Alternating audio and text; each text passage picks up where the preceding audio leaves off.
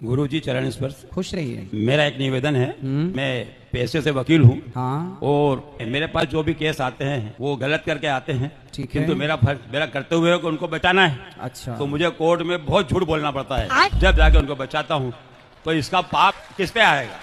आप जब किसी का केस लड़ते हैं हाँ।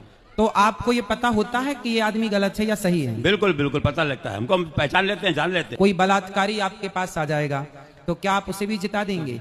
बिल्कुल बिल्कुल, हमारा पैसा ही है ना यही।